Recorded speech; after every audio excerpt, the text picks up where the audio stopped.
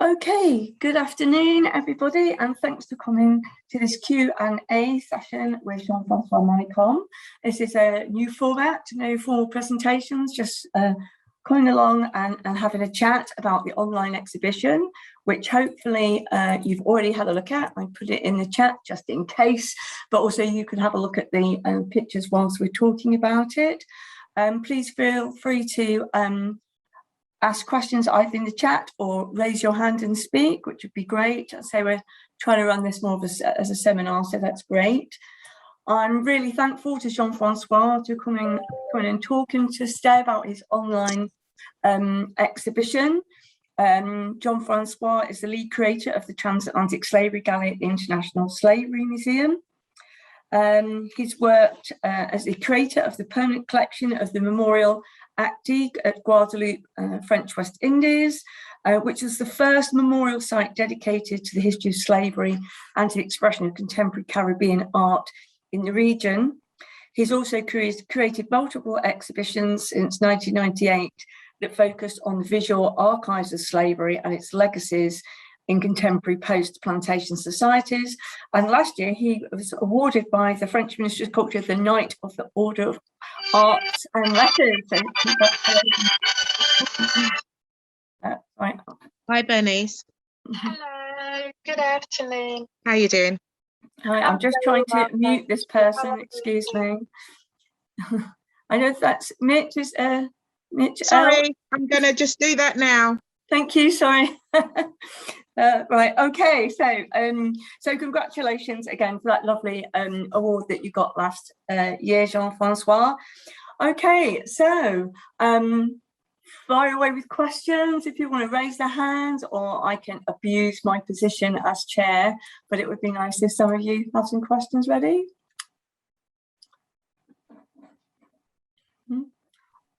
Okay, then I'm going to abuse my position then while you think of some of the questions. So, Jean-Francois, I believe that some of these Stereviews in the exhibition are from your own collection.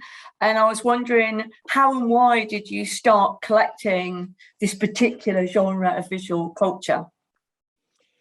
Yeah, thank you for the invitation, Caroline, and thank you, everybody. Yes, it will not be a proper talk this afternoon. It's more a conversation between friends, and let's take it like that. So, as you probably know, I'm a photographer myself. So before being curator, I was a photographer, and the photography was my way of speaking. The way that I find to speak artistically about my country, Caribbean, and so it's my medium. Photography is my medium. It's something that I'm good in. It's something that I'm collecting, that I'm making. I have a practice of building photography. And I have also a long practice of collecting photographs. And my field of expertise in collecting photographs is the early photographs of Caribbean.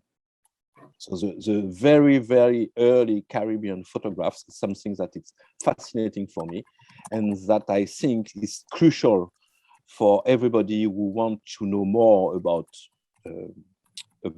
slavery trade and about the legacies of slavery and about Caribbean itself. So I'm a Caribbean photographer. I'm a Caribbean guy first, and a Caribbean photographer and a Caribbean artist. And it's the reason why I'm so passionate about photographs. So I will just to let you know that there is no big gap between my engagement in terms of photographer and my engagement in terms of lead curator of ISM. And the reason is because we have, and I think that Sai will agree, Charles will agree, we have a very big problem, big issue in ISM, and not only in ISM, but roughly in every people that working in the field of slavery. and particularly in the museum area, we have a big paradox, a big issue. It's that our audience, and most of the time our young audience, and when I say young, I will be very large. I will say under 40. So really our young and medium audience. It's a little bit lost in terms of time. I mean that they're thinking for two reasons. One, it's because we are speaking from the position of being a museum. So for this reason, and for the particular place that the museum, in the structure of museum in this country, in the country of UK, have.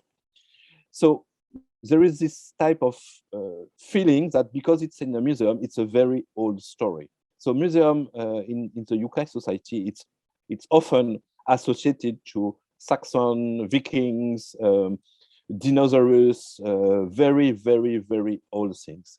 So when you're crossing the doors of the museum, in your mind, you're ready to speak about very old things, Middle Age, and things like that.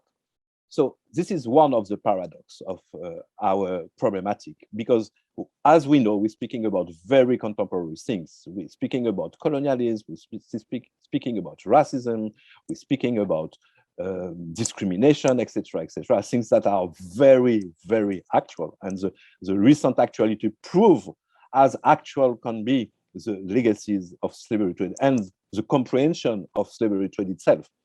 So we are on an actual, very actual problematic with a look, a shape of very old things. So this is one of the paradox. People have very few idea, or very vague idea, or on a timeline where to put exactly time of slavery, end of slavery, start of slavery, etc. It's not easy for them, honestly. So for this reason, I think that in the head of young people, and when I will say young people, to be honest, I'm myself, I'm 58. So when I will say young people, I will say people who never know black and white TV. For example, this will be the limit for me. So if you always know TV in color, you're young people in the talk that we're speaking now, not globally, but for today. So to tell you that it's very large. So in the head of the young people, so people who don't know the black and white TV, there is two big time. There is the time, the old time, and the contemporary time. In the contemporary time, they will put internet, Netflix,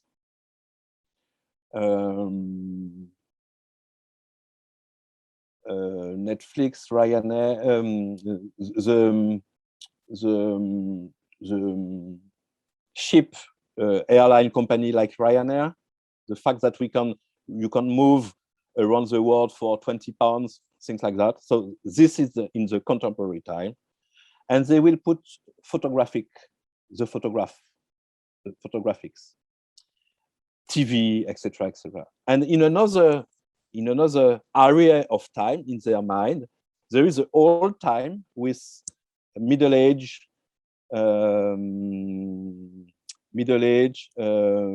horses, etc., and draft. But for them, in this old area, the photograph doesn't exist. There is no photograph at all because it doesn't exist. The historic reality make these strange things that we have a very little window between the end of slavery and the starting point of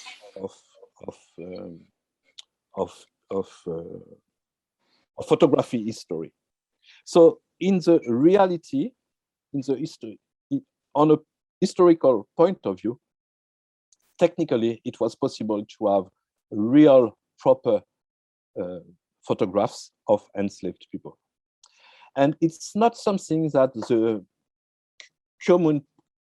commune people or random people know, because for them, definitely slavery, it's too old to have this type of photographs.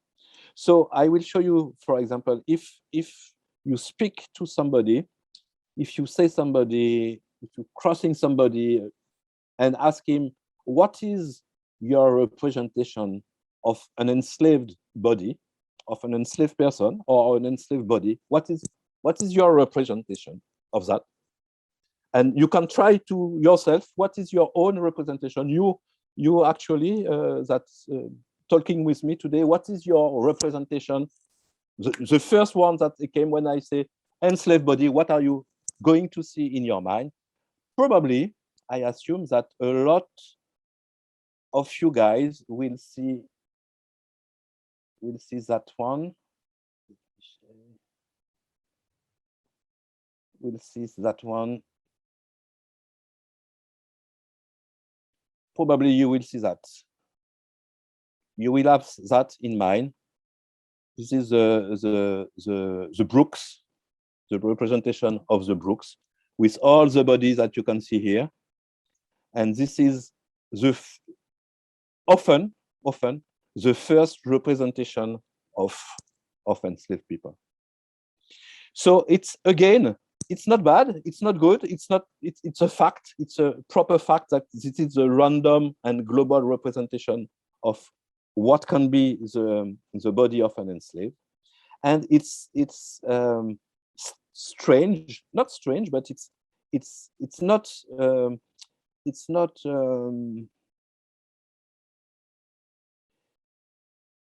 you have a signification. There is a signification in the mind of people that people see this type of representation about a slavery boat and enslaved people. It's not nothing. I mean, it's not innocent that you have this representation. This representation, it's a draft, it's an illustration. And there is very, very, very, very few people when I will say, can you see the body of an enslaved, or can you imagine the bodies of enslaved people on a boat? There is very, very, very little people who will see that.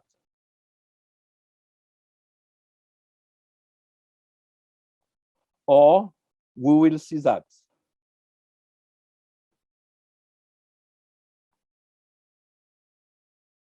So this is the real cargo.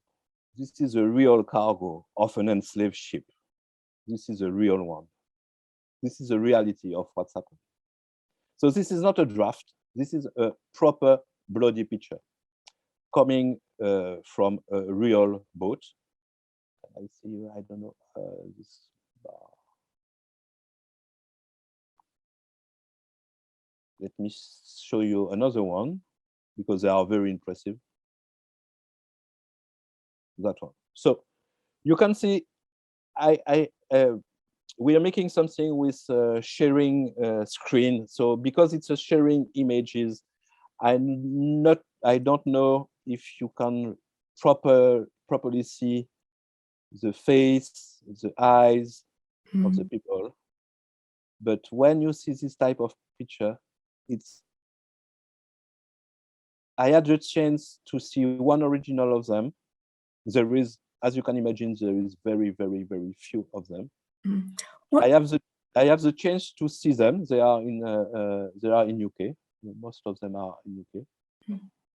And when you see this type of image, you can understand. First of all, you have a big shock, a real shock. Then you can see things that you doesn't aware about. So, for example, you can see that there are plenty of kids are on board, little boys. And the third thing is that for the first time ever, you will cross your eyes with the eyes of real people. And it's just my introduction for the discussion, but this is the type of shock or movement that the photographic image can do. There is nothing there is a gap between a representation on a draft and a real proper picture. So this is one of the reasons, the gap of time. This is one of the reasons why I think that for people that working in the field of slavery, students, researchers, academics, curators, etc., it's fundamental to know this type of images, to have them in mind in order to have a more human approach of the enslaved themselves.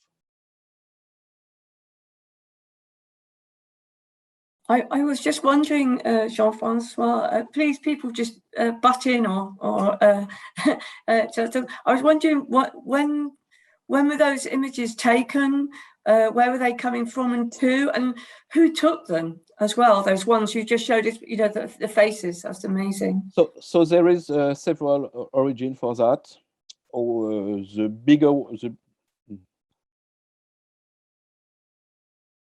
Not the biggest one, but one of the very easy to find. It's the Navy itself. When the British Navy starting to stop the trade, not the slavery, but the trade. They're trying to stop the trade. So it was illegal to trading people on boats.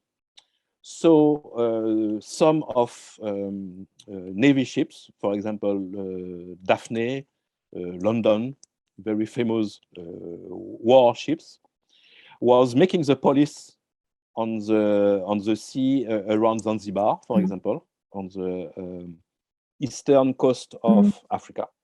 And then there was catching little boats. The name was Do, the name of technical boat of the little boats. So they was catching trafficking of enslaved and rescue them. They want to rescue them. And when they was rescue them, they was put them on their board, and take a picture, because the picture was just arrived in this country, in UK. So they was making another source. It's in Jamaica, for example, in Jamaica, one boat was trafficking enslaved. He have been arrested by a military ship, vessel, and the closer place was Kingston, Jamaica. So they arrived in Kingston, Jamaica, and when they arrived in Kingston, rescued, free, but just taken out of the slavery boats.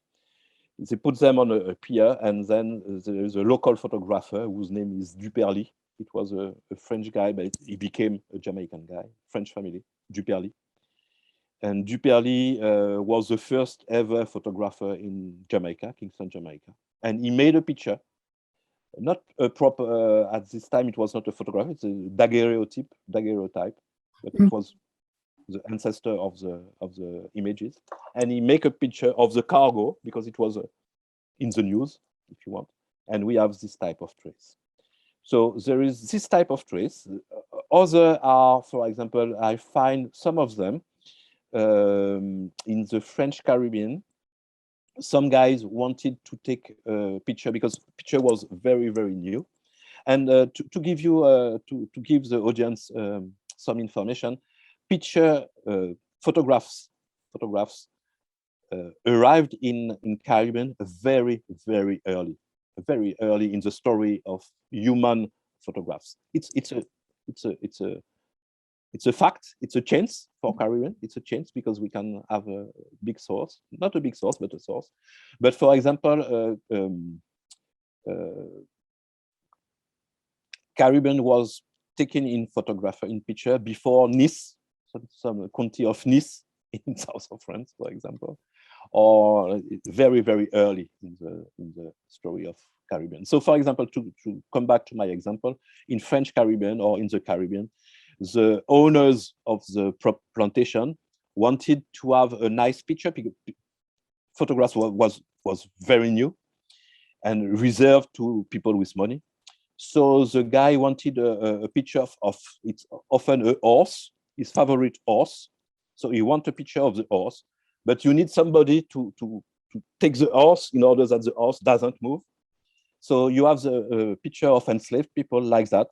They are not the subject of the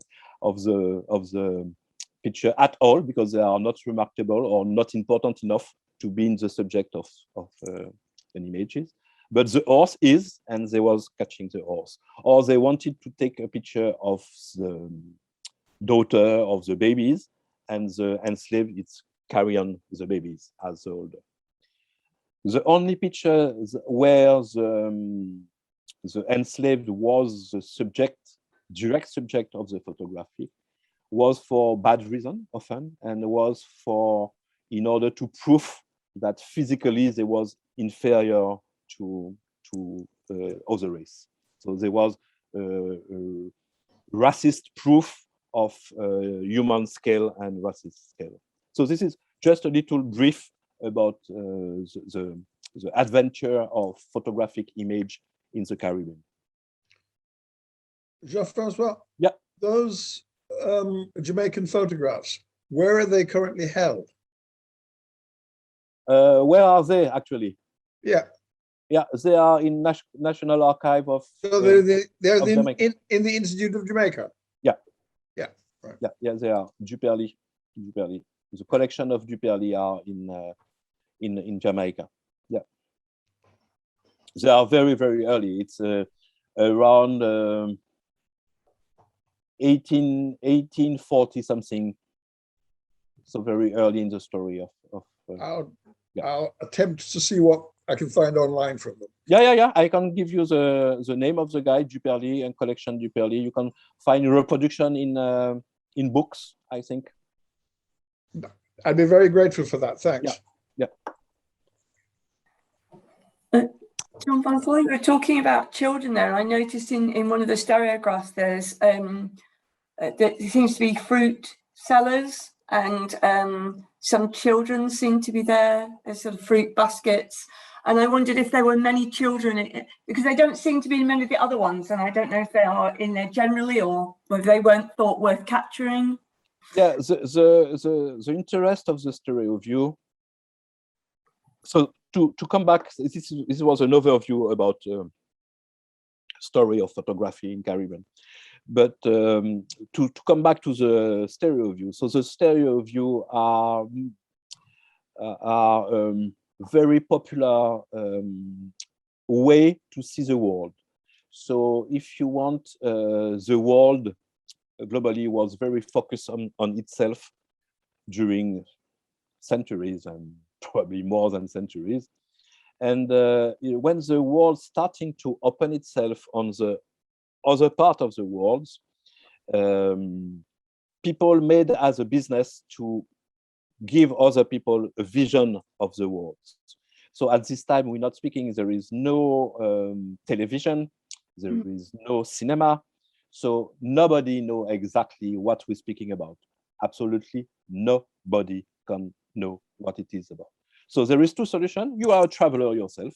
So you know what we're speaking about when we're speaking about Greece, Parthenon, the temple of Parthenon. So you are a rich people, and during your studies, your family pay for you if you are in UK and you're traveling in Greece and in Rome. So you can see the Colisée, you can see the circus of the Roman circus, etc.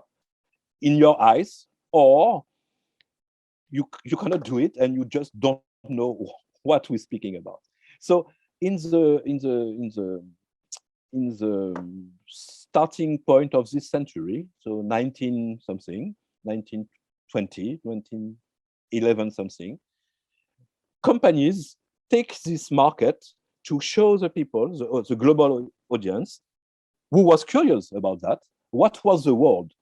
So it was most of them was American company.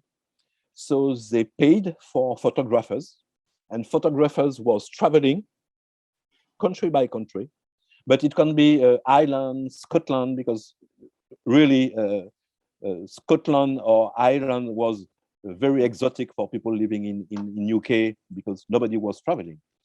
And Greece, Rome, etc., etc. And there was selling this type of images, and people with a little stereograph. So we're speaking about Stereviewer. It was a little very simple mechanism that you can hold in your. I've got one in another part of the house. I will show you if you want. So this little, very little, simple. It's not a gadget at all. It's just a very simple process to see, to put the stereo view in.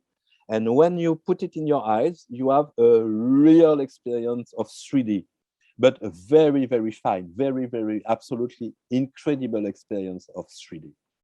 So no computer, no power, nothing, but and how it's working, it's because, as you can see online, it's a double images. And the separation between the left and the right images in terms of angle, it's exactly the same that your two eyes. So as you probably know, your eyes doesn't see the same, your right eyes and your left eyes doesn't see the same images. So the right eyes see something, the left see something else, and your brain makes a mix in order to have a proper images. It's the way that it's like. So when the guys was working, they have, it's not the same images. They have really on the camera two lenses. One, it's looking as the right, like the right eyes, and the other lens like the left one. And your brain making the mixed, and you can see the 3D effect. So very simple, but very, very nice to see, and very, very effective to see. I make the experience on gallery in 2016 or 17, and young people aged 10 or less than it was absolutely fascinated. And the good thing is that they was fascinated without presence of anything moved by power, no computer, nothing. It's just wood and a glass, and that it's. You remember they were that? Absolutely blown away. Yeah. Yeah. So the company was making stereo views for the audience. It became very popular for the middle class in this country who wanted their kids grow up with knowledge, like the encyclopedic. You remember the time that people was buying encyclopedic books in order to, it was the same type of thing. And we have the chance to find a collection of more than 100, I think that it's 110, that it's focused exclusively on Caribbean, on all the islands, of course. So he covered all the islands of Caribbean, Jamaica, Trinidad, Barbados, Antigua, St. Kitts, Nevis, Guadeloupe, Martinica, Puerto Rico, etc., etc. So we have a very fine idea, not a, yeah, but a kind of global idea of what was the landscape. When I speaking about landscape, it's the human landscape. What was the human landscape at this early time? So we're speaking about probably 40 years, 50 years after the end of slavery. So very early after the end of slavery. So it's a unique opportunity to see who are we speaking about. we are speaking about people, but who they are, who they was. So it's so for example, and the conclusion are very, very strange, not strange, but very, very practical. It's not only ethical or philosophical or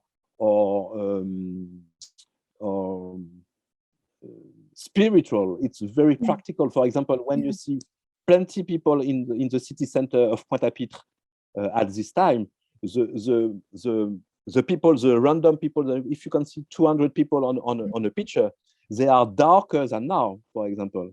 It's impossible to make the same type of picture because the light of people, the people color have totally changed in 100 or 100.5 years. It's absolutely impossible to have people that dark than at this time. So it's something very remarkable. And if you find in all the fields of the human science, it's interesting to have interpretation about this picture. That's brilliant. Thank you. Thank you, Jean-Francois.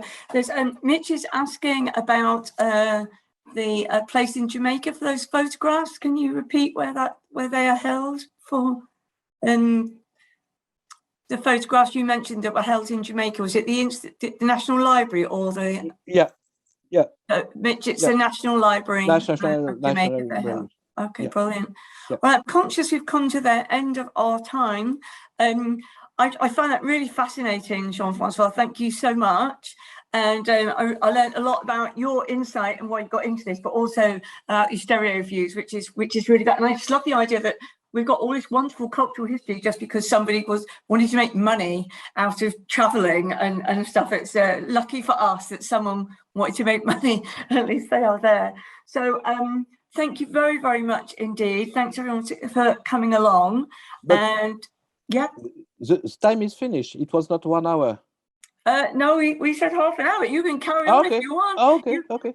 I've got No, the meeting until 1:45. But no, I just want to. No. It's okay. No, sorry about that. I just wanted because I take all the time for speaking, and but we can take a little time well, no one's been for posting answer. questions. Has anyone got a question? We have a few minutes if everyone wants a question, but I didn't see any hands raised. That's why I said. So let me share something else with you. Yes, please do. So we were speaking about.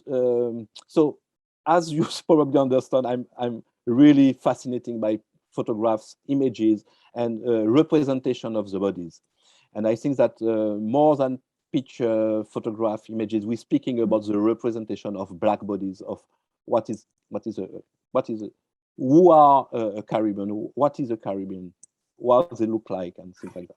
So there is two spectrum in the story of photographics. The starting point, if you want, the starting point that we're speaking about, it's about the Stereviews. It's the starting point of the story of images.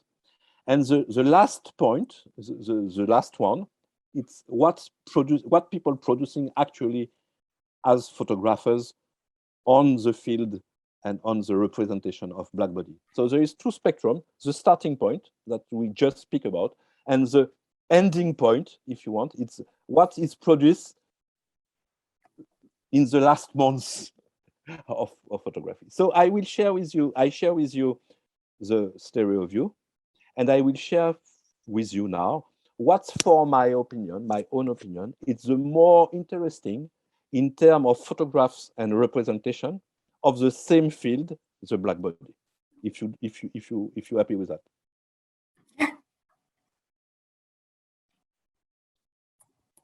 So I will share with you. I will share with you. I think the meeting will end at 3:45, Jean-Francois. Okay. No, okay. Yeah. Let me fenêtre.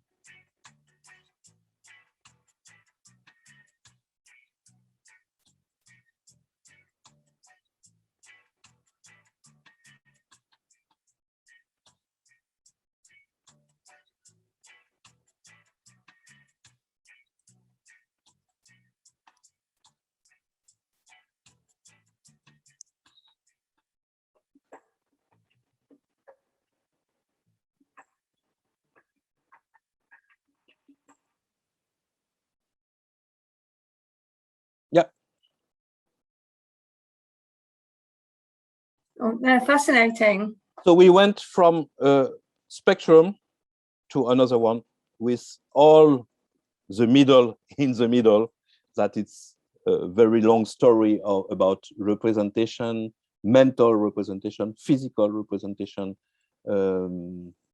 symbolic representation. They're wonderful. So are they on exhibit? On the... They are on collection. One of the second part, the collage, are actually on display in ISM for temporary exhibition. And the photographs from Benji are not yet in. We made the acquisition, but they are not yet on display. Okay, brilliant. Well, that brings our Stereviews right up to date for representations of absolutely black but bodies. it's the same. It's the same story. In fact, in reality, the same story. Yeah. So what type of vision can we have on the black body when it's coming from an external vision and a vision from more internal or insider vision about and representation? Yeah, quite different from the sort of white commercial viewpoint, but brilliant. Okay, thank you. I'm going to have to close it soon because the meeting. It's very interesting to see also that the first black photographers that works take the same codes that the white one, because their imagination was full of this type of image. So the starting point of the black photographer was reproducing the same stereotypes, because it's the way that before quickly changing the thing, but it's a story of photographics, and it's not the subjects of today. Oh, that's a brilliant way to end. Thank you so much, Jean-Francois. You're welcome. Everyone for coming along, and take care. If we have more question about specific question about photography, power of photography, just send me an email. But I think that there is a hand up. Yeah, that's brilliant. Thank you so much.